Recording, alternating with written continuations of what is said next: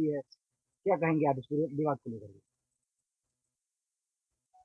कल मैंने अपनी प्रतिक्रिया व्यक्त की है और प्रतिक्रिया व्यक्त करने के लिए मैंने अपने गांव को चुना, क्योंकि मैं बहुत दिनों से देखता हूं कि गांव के छोटे-छोटे बच्चे, जिसमें दलित समाज के भी बच्चे हैं, पिछड़ी समाज के भी बच्चे हैं, लगभग प्रतिदिन आते हैं और हमारे बच्चों के साथ खेलते हैं। और जो ये बिल आया, तो उसको लेकर के पूरे देश में एक बहुत बड़ा आक्रोश। फिर दिल्ली गया, वहाँ पर भी मैंने कुछ बुद्धिजीवी हैं जो इसको भली बात समझते हैं, हमने समझने की कोशिश की और समझा। तो इसी के दृष्टि से मैंने कल एक बयान दिया कि ये बिल एक तरफा है और एक समाज को शोषित मान लिया गया है और एक समाज को पीड़ित मान लिया गया है। और जो शोषित समाज है, उसका कोई नुमाइंदा भी उस कमेटी में नहीं रहेगा। तो ये बिल समाज को बांटने का काम करेगा।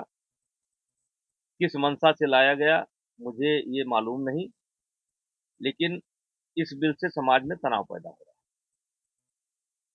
तो मेरा ये कहना है कि इसमें जो ओबीसी के बच्चे हैं या दलित समाज के वो बच्चे हैं जो सारी स्थिति को समझते हैं, उनको भी इसमें आगे आना पड़ेगा। और ये केवल सवर्ण समाज का ही की पीड़ा नहीं है, ये सर्व समाज की पीड़ा है। और मैंने एक बात कही कि ऑफिस में बैठ करके आप निर्णय न लें, आप गांव में आएं और देखें कि कैसे गांव में सर्व समाज मिलकर के रहता है। तो आज फिर मेरा आग्रह यही है कि ये एक तरफा है, इससे तनाव फैल रहा है, नफरत फैल रही है। तो इस बिल पर पुनर्विचार की आवश्यकता है और देश का माहौल बहुत ज़्यादा खराब हो रहा है। ये खराब नहीं होना चाहिए, रुकना चाहिए। इसीलिए मैं चाहता हूँ कि इसका कोई रास्ता सरकार निकाले। जरूरत पड़े तो फिर आंदोलन भी करेंगे। नहीं, आंदोलन तो जगह-जगह हो रहे हैं, जगह-जगह आंदोलन हो रहा है। छोटे-छोटे समूहों में हो रहा है, जिले स्तर पर हो रहा है, प्रदेश स्तर पर हो रहा है।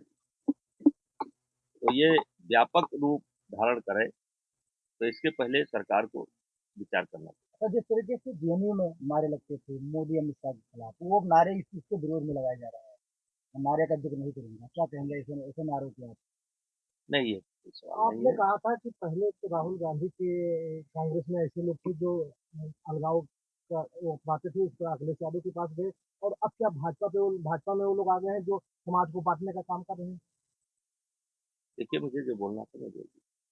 गीता जी, केंद्र सरकार से लेकर राज्य सरकार तक अभी तक यूजीसी को लेकर किसी तरीके की कोई प्रक्रिया नहीं है इसकी। मुझे जो बोलना था मैं बोल चुका हूँ कल।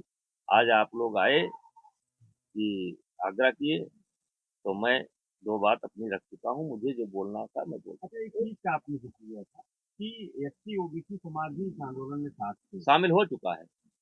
आप बच्चों के बयान देखिए, आज मैंने देखे हैं, एससी बच्चे भी बढ़ करके इसमें भाग ले रहे हैं। वो भी कहते हैं कि ये उचित नहीं है और ओबीसी बच्चे भी बढ़ करके भाग ले रहे हैं। एक सोशल मीडिया पर चल रहा है, तमाम लोग अपना बयान प्रतिक्रिया दे रहे हैं, क्योंकि कोई व्यक्ति समाज में तनाव नहीं चाहता। कोई नहीं चाहता है कि समाज में तनाव। क्या जात देख करके दोस्ती की जाएगी? नेता जी, आपके बेटे को लोग टारगेट कर रहे हैं कि वो कमेटी के उस मेंबर कमेटी है। में वो थे ही नहीं। ये कमेटी का निर्णय नहीं है, ये मंत्रालय का निर्णय है।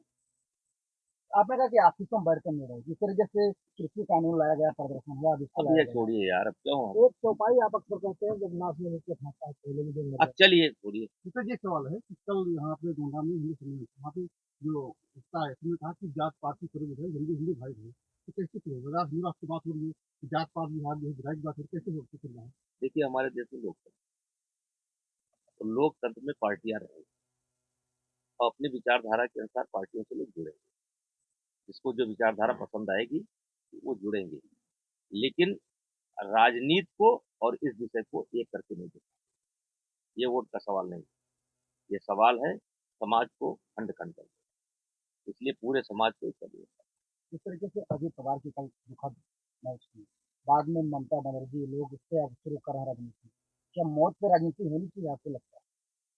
देखिए, अजीत पवार का निधन बहुत, उससे देश स्तब्ध है, सब के सब मारे गए, और जो सवाल उठा रहे हैं वो जाने, लेकिन अभी तक निकल करके आया है विजिबिलिटी नहीं थी।